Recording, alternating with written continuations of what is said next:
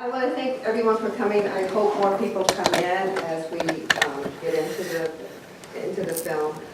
We do have a facilitator. He's on his way from Santa Cruz, and his name is David Sweet, and he's kind of an expert in this field.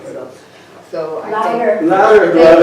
he will be here hopefully shortly. Yeah. We'll have a discussion afterwards. Okay. I want to introduce the Democratic Club of Monterey Peninsula, our board. We have a board here. One member is missing. I'm the president. I'm Linda Bino. We have the vice president. She's not here yet, but She's coming. charming young woman by the name of Amanda Grill. We have a secretary, Tom Dix. We have a treasurer, Dick Stiles, and we have a membership person, Barbara Stiles. So if you want to be a member of our wonderful club, Some applications. she's got applications. You want to make donations, you can talk to Dick, or we have donation jars all around. So we're trying to get things done this year. It's very important. We're planning several events. One of our events is another event is going to be on May 10th. And on that event, we're having a special presentation from a young woman that is the daughter of one of our board members, Carson Silo. Carson Oya. His daughter's name is Mika Oyan, and she served on the Democratic staff for a variety of national security committees advising members of Congress and how to navigate tricky debates. She's also the vice president of the National Security Program at Third Way. So she's going to be an interesting speaker that will be here on May 10th right here in this building. She also frequently appears on MSNBC. Yeah, that's right. Several times a week, right? Come on. Our facilitator will be David Sweet, and he's on his way, as I said. And first of all, I want to thank Scott Dix for letting us come into this building today to show this film. It was excellent. The venue is great. The film looks really wonderful. Thank you, Scott. Scott's also a member of our board and previous president for many years. Yes, indeed. And also, I forgot to mention a dear friend of mine who's also on the board, Hayes Broderick. She and I worked our first campaign together with Barack Obama, right? Trying to get him elected. Yeah, 2008. Yeah. Okay. So, and our newest VP is here, and that is Amanda Grill. So we're all here tonight. That's really cool. Okay, we did get our facilitator, and we want to welcome him. That's David Sweet. He's a professor emeritus from UC Santa Cruz, and he's been a historian and he's written many essays on Amazonian history, Brazilian history, Latin American and Cuban history. He's a human rights activist, and he works a lot with the ACLU and other organizations. You're also the president of the Peace Organization, is that right? The vice president of the Peace Organization? No? Oh, that's somebody else. Okay, but we want to welcome you.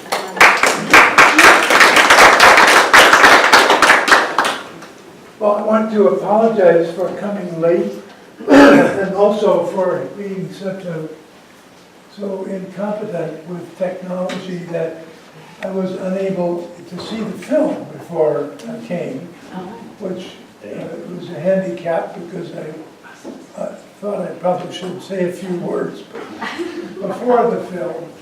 But I'm here now, and I just have seen the film. I'm very distressed by it, very full of reactions to it. But it seems to me that I'm speaking to a group of Democrats. And, turn this off. He just wants to remind you to make sure your cell phones are on.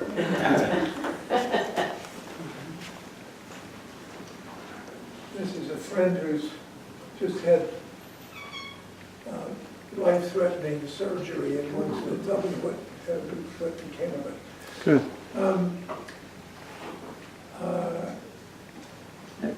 But it seems to me that the useful thing to do here would probably be to collect our minds about what this film seems to be telling us as Democrats. I mean, what is it? How can this be brought home to the current reality that we face? And or maybe the way to put it would be, what have we learned from this, in many ways, pretty shocking film that we ought to keep in mind as we exercise our citizenship in this time to come? So that's how I would like to start our conversation with y'all. Yes. I think it showed just the word democracy. We have a democracy. Yay, hooray.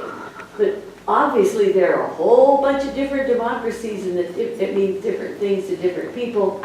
And it's put to its test by those leaders. And so just saying democracy really is kind of nothing. Well, how is ours looking to you right now? I'm sorry? How is ours looking to you? Pretty right bad now? because of Trump. And money. Citizens United. Yeah. So anyplace else that would be called a plutocracy. Money runs it. It's not about freedom of expression and democratic decision-making process. Money controls it all. Follow the money and you know where it's going. Money also controls the Democratic Party. Oh, yeah. Yeah. I mean, yeah. Well, And we're not all Democrats here. one thing I've noticed is this. That's okay. I mean, no, we aren't all Democrats here, we all are Democrats. No, we're not. Oh, we're not. So I thought- Open events. I This is thought- sponsored. What's that? Democratic Club Oh, it's Democratic Club. Sponsored by, that Yeah. sponsored the film. but open to the public. Oh, yeah, well.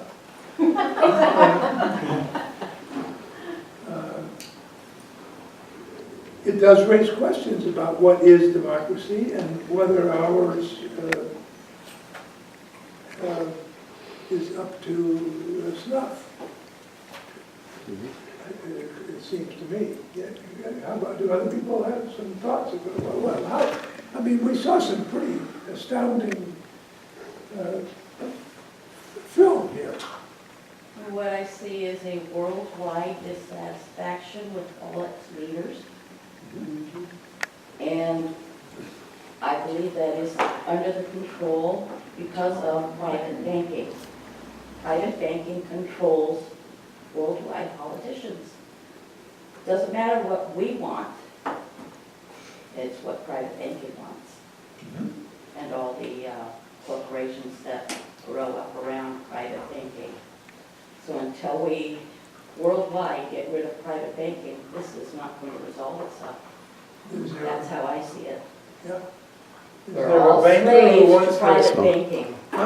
We're all slaves to private banking. They control, we're in a debt system.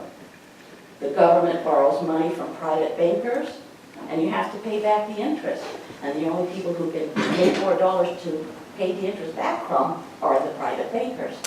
This is a criminal system, and it's controlling everybody's lives, making everybody slaves to some extent. And freedom to choose how many soup cans you want to buy is not freedom. Well, I can report that because I'm a small funder of what I view as progressive Democratic candidates, I receive every day and have for 4 or 5 years at least 20 or 30 emails from the Democratic Party in its many manifestations.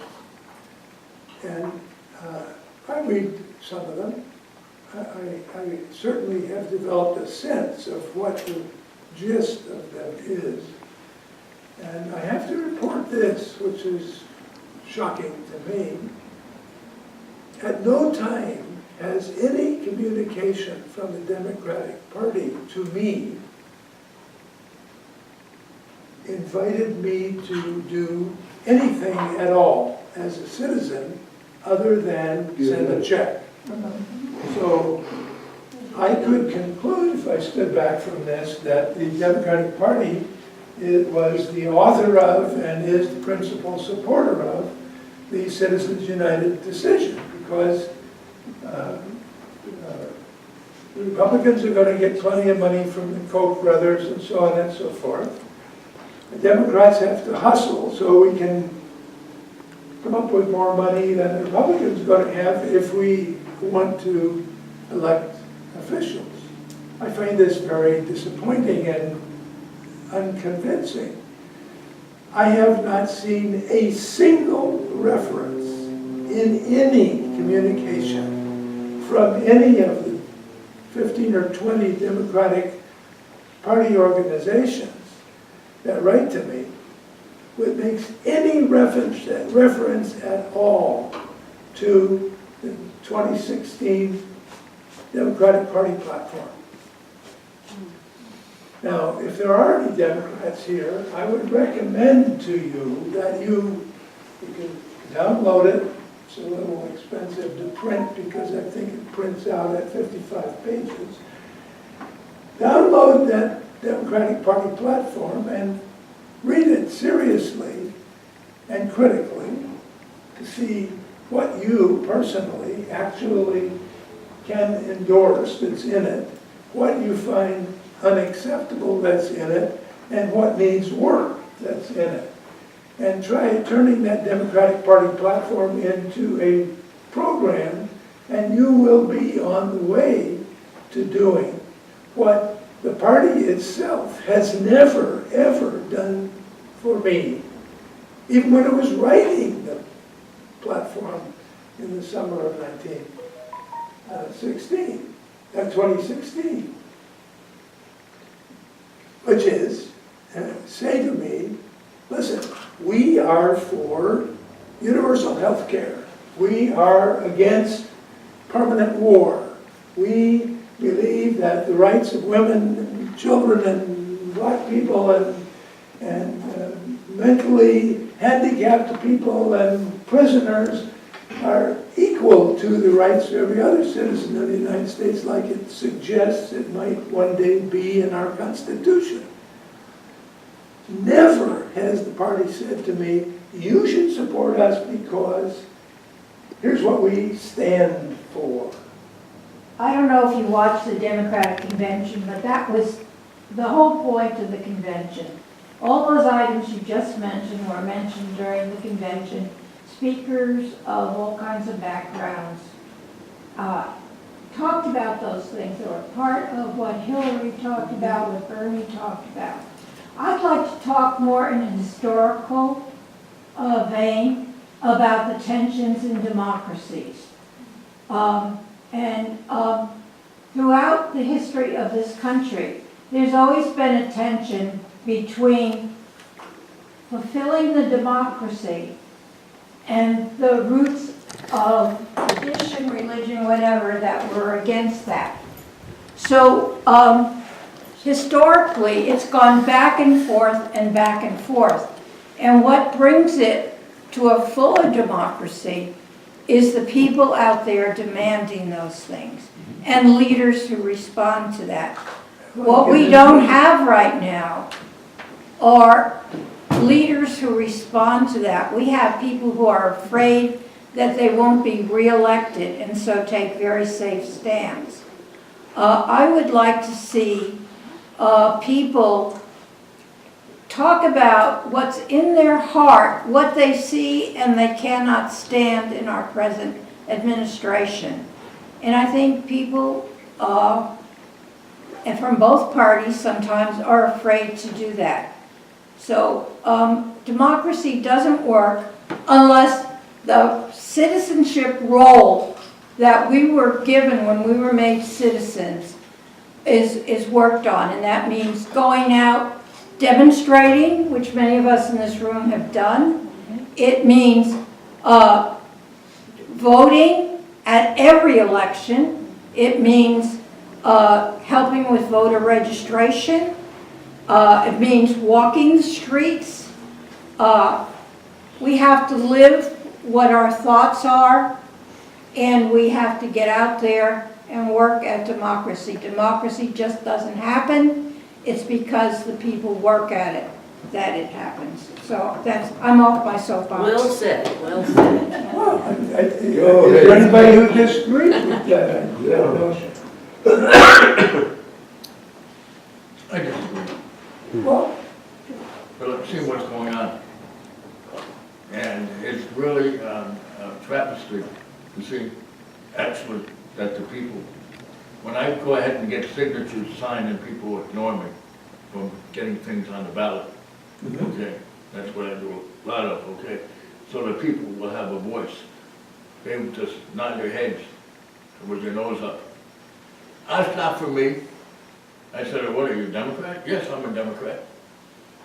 And when you see that a lot, your refusal to even sign a petition. I have petitions that Yeah. I get signed, and I'm out there. And you see a lot of people who walk past me. It's not my job to get a thing on a petition. I said, well, I don't care if you agree or disagree, we need to do something to put some of these on. Well, not interested, okay? When you see that type of an attitude all the time, go out and try to do things to make a change. I've been involved, I'm writing a book about, involved with Martin Luther King at 15. And I was involved with the Freedom Fighter.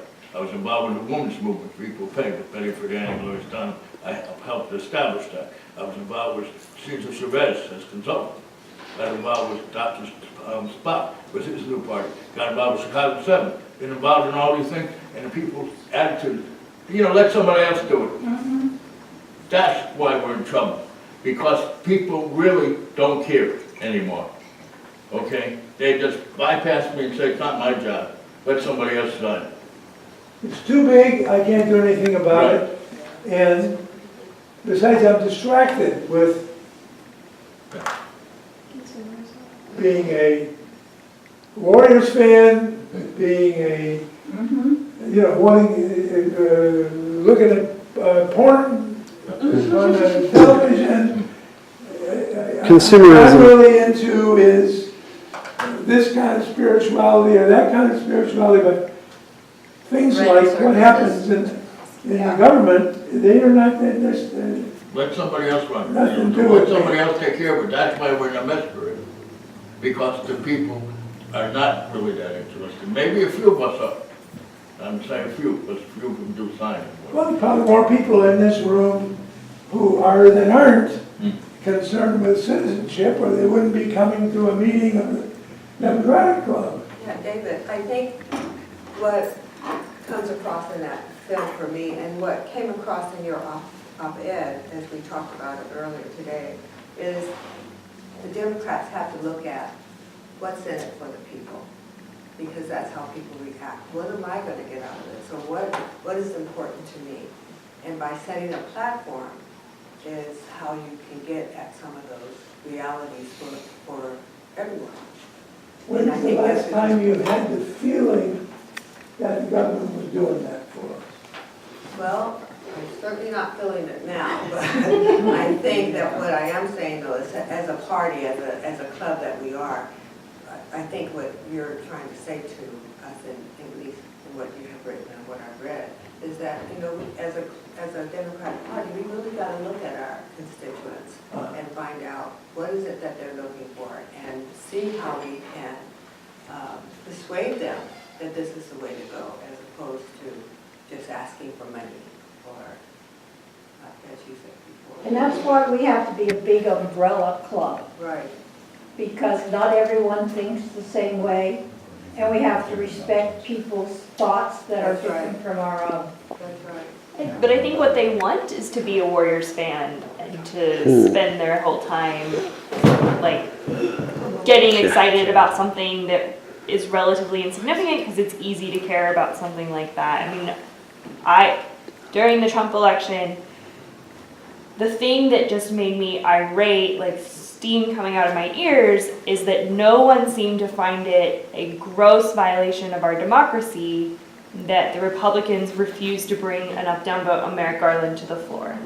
And that was a complete violation of the foundational documents and the way in which our organization was structured. And to me, like, that's it. If you don't believe in the government that you're trying to run and the rules that we have in place, you should be all swiped out. And nobody else was angry enough to do a clean sweep. And what this video was showing is how many people were like, well, my personal comfort is going to improve under this candidate or this other candidate, and that's what they're ultimately voting on. They're not voting for democracy, they're voting for their personal comfort. And so how do you ask people what they want when what they want is detrimental to the democracy that we're trying to promote? If they want to be Warriors fans and to have a Trader Joe's on every corner and to never pay market rate for anything, or to use up all of the resources, all of those are counterintuitive to the future of the society, the future of American democracy, or the future of our population. A lot of the environmental issues are that people don't want to make sacrifices now for the community. They want the comforts that they've come to expect. How do you sell somebody on sacrificing and the communal mindset in an individualistic culture like the United States, particularly in the Western United States? Does that resonate? Very well. Yeah, well, no, not me. No. It all goes back to the money. And very few. The person who controls the money and the financial system is who is your dictator. As long as you allow private banking, you will be under their thumb. They control everything. One What side you of that eat, is the how much war there is, because they make money in war. They sell arms to both sides. And the more that's exploded, the more has to be made, and somebody's making money. It's a profit-driven system for war. But there are And that's from the people, private banking. there's voters who support that, who agree with that setup, who support that. I don't think they understand that it's their Salute the own flag. slavery. Yeah, I mean, there's plenty of things that people do that they enjoy that hurts them in the long run, like smoking or overeating or drinking too much wine, or I'm sure that resonates with many people throughout this room. One of those three. Now you're starting to fight. I mean, there's lots of stuff that we enjoy that is harmful and still make the choice to enjoy those things and ignore the consequences of those You actions. cannot have a democracy when you have a dictator. No, That's the problem. by definition. I don't have an answer for what my question, but for 200 plus years, these exact same problems have existed to greater or lesser degrees, and yet we still have a relatively free society, relatively promoting human rights, freedom, and relatively speaking have made some progress in those areas. And yet all these problems that are being identified have been there for 200 plus years in a democracy. How come? We've been successful. How come? Why have we been relatively successful, unlike any other nation in the world, with a diverse population, a diverse religious, diverse economic, and here we are in relative freedom. How come? Manifest destiny. I'm not sure if your assumption is correct. It is probably correct amongst white, educated people. It is probably not correct for a large majority of the population. And perhaps one of the problems we have, perhaps one of the problems the Democratic Party has, is we believe in myths. Yeah. It's Americans. We have a different understanding of what freedom is. Right. And I think that's a big discussion that needs to happen in the Democratic Party as well. A UN document that I read the other day starts with the following short sentence. Democracy is dying. So I started It hasn't thinking really ever about it. started. It's hard to get into the document because that was it's one of those moments when democracy can't die. Democracy is the answer, I'm an American, and I can't just walk walk past that sentence and not be thinking about it, and thinking about it ever since. And it seems, and this movie is about some evidences that maybe it is dying. Among Arab countries, in recent years, Tunisia has been doing a better job of trying to make a democracy than other countries. Japan, of course, since the Second World War has done that. I'm blanking on the rest of the, Hong Kong was a remarkably democratic place. Now it's having to redefine everything about democracy yet because it's become part of China. What am I leaving? Scandinavian countries. What? India. India. Oh, India, of course. We think of it often as the biggest democratic society in the world, which in many ways it is. But the Hindu Nationalist Party is in very many ways similar to a fascist party for the reasons that the film indicates. And the person who wrote the sentence that I was shocked by is an Indian functionary of the United Nations. So I'm very troubled by democracy being dying. I cannot imagine it's being allowed to die. So I've been thinking since I read that sentence a couple of weeks ago, about why has it been dying? And what is my responsibility as an American in a world in which democracy is dying? And what is the relationship between my country and the potential dying of democracy? I agree with this gentleman that there are a whole lot of ways in which things work here and have continued to work. And where they're not doing so well, we sometimes figure out ways to make them better. We also have a higher percentage of our population incarcerated on any given day than any country in the history of the world. Even the Gulag Stalinist years had nowhere near the percentage of its citizens behind bars that we have right now. So I can't turn that perfectly accurate statement that you make into a complacency, because I know that. And I know that police regularly shoot down in the street, especially young black and Latino men. That's a fact. No way to escape from that fact. But you would say, and I would agree with you a great bit of it. Yeah, but wait a minute, there's a lot. We've got this, and we've got that. There are major achievements. People envy what we have achieved in this country. Let's not be too harsh on ourselves. So both of those things are true. Both of those things are true. But if democracy is dying, any American needs to be able to take a look at that situation and say, what is the responsibility of my country, which introduced the modern form of the idea of democracy to the world? What is our role in its imminent demise, right? Well, the first thing is we don't practice it. And the second thing is that we never have defended it and promoted it in the world. Generally speaking, we favor power. And we have regularly shut down foreign governments because they were moving towards democracy. Iran in 1950.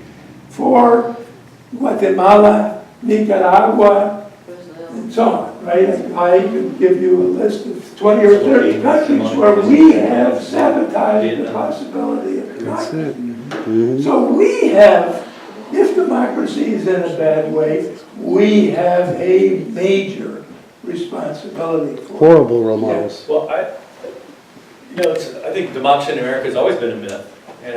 And In 1898, if you look at democracy, I bet people were just happy with it. What was different between 1898 and now? Women couldn't vote. So, you know, we had When democracy. lynching was customary and So in 1898, so that we move forward, it's a matter of degrees of what we consider to be democracy. If you were landowner, you could vote, but There you anybody go. else wasn't landowner, so it's continued. Is it evolution? Maybe. Maybe voting rights are stronger today than they were 100 years ago, or 50 years ago, or 25. I have some questions about that, especially with this anti-voting movement. And to answer your question, I think the boomers are responsible for a lot of this. They don't want to pay their taxes. They don't want to have sacrifice. They're lazy. They don't believe in civics. You're talking about millennials, not boomers. No, I'm talking about So, I ain't no boomer, I'm 81 years old. for Americans, they have to be vigilant, they have to be active, they have to sacrifice, they have to vote, and they have to be educated. And it's Get involved. Look at this room. It's really hard to get people who, excuse the expression, and I don't mean this in a too much of a pejorative way, who are fat, dumb, and happy, who can make their choices, to get them to come out and even vote. After 9/11 here in California, the March 2002 election, it was a 27% turnout. So for me, it's like, oh, stop whining. Because people get the democracy that they deserve.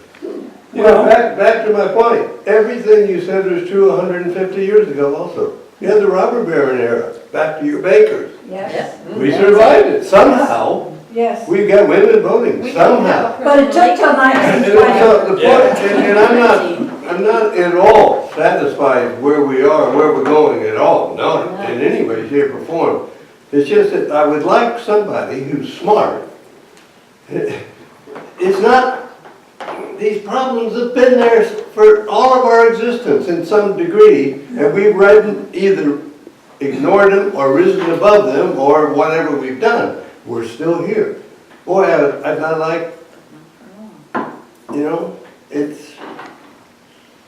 True in Roman times, true in ancient Greece, there's always these tensions. And I think the interesting point is to say to people, what do you believe and why do you believe that? And we haven't done that very much. We just castigate people for what they believe. Well, one of the things I look at for my nonprofit, okay, are senior citizens, okay? We're 45th, this is just one area, okay, that I bring up. We're 45th or 46th in the world taking care of our senior citizens. 65% of people are living paycheck to paycheck. Our seniors with Medicare, Social Security, and pension is 85%. In the next 20 years, if this continues, one good thing will happen, people will be living longer. The average age 90. But that homelessness that we see out there ain't going to be on the floor anymore. It's going to be on the roof if we don't do anything. I have Medicare, Social Security, and pension. That next generation coming up is going to have more. We don't have any of those things. That's right. So if we don't do something and get our tails working on this thing, and so my group is trying to re-educate, prepare, and train the next generation. But if we don't do anything, I don't know what's going to be with that next generation. They seem to have lost all contact. So if you have some serious problems, that's just one area. There are many problems. I think we could probably go through a litany of problems, from education to health care to taking care of the planet. We're going to say that's the last question, the last statement at this point. What we as a club try to do is we try to bring events to the population, to our public, to our community, try to educate them, and try to give you an opportunity to try to figure out ways to improve the situations that we are in. That's what this night is for. That's what May 10th is going to be for. So I want to thank all of you for coming and participating. We really appreciate you. Next time, bring your friends, bring your family members. They can hold around 80 people. We'd like to see a full crowd. But thank you very much for coming. Please join our club so you can get more information about us. And we want to thank David for coming. you, Linda, for getting the film. Yeah. Thank you. Oh, wow. Yeah. Go, Linda.